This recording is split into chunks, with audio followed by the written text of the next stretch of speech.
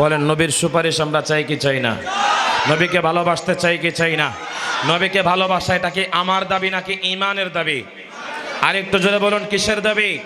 আমার নবী বলেছেন বুখারী শরীফের হাদিস, লা ইউমিনু আহাদুকুম হাত্তা আকুনা আহাব্বা ইলাইহি মিন ওয়ালিদিহি ওয়া ওয়ালাদিহি ওয়ান নাসি আজমাইন। উম্মত শুনে রাখো, উম্মত শুনে রাখো, উম্মত শুনে রাখো, তোমরা ততক্ষণ পর্যন্ত ঈমানদার হতে পারবে না, ঈমানদার হতে পারবে না, ঈমানদার হতে পারবে না যতক্ষণ পর্যন্ত আমি রাসূলকে নিজের বাবা, মা, সন্তান, সন্তানাদি, স্ত্রী, পুত্র, স্বজন, আত্মীয় যা কিছু আছে, দুনিয়ার যত সম্পদ আছে, নয় নয় তোমার জান তোমার সবচেয়ে প্রিয়, তোমার জানের চাইতেও যতক্ষণ পর্যন্ত আমি রাসূলুল্লাহকে ভালোবাসতে না পারবে উম্মত তুমি ঈমানদার হতে পারবে না। জোরে বলুন না সুবহানাল্লাহ। বলুন নবীকে ভালোবাসা কার দাবি? আমার দাবি না ঈমানের দাবি? নবীর প্রেম ঈমানের পূর্ব শর্ত। বলেন নবী প্রেম।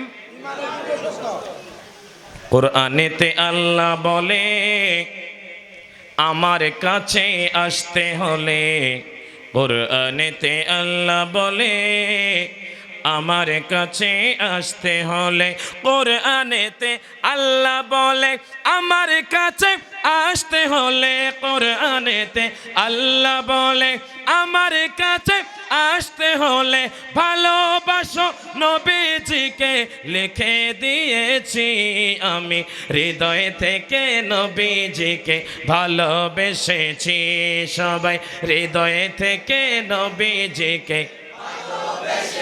আমার মনের ঘরে নবীর নূরে, মনের ঘরে নবীর নূরে আলো জ্বেলেছি, আমি হৃদয় থেকে নবীজিকে ভালোবেসেছি, আমি হৃদয় থেকে নবীজিকে ভালোবেসেছি।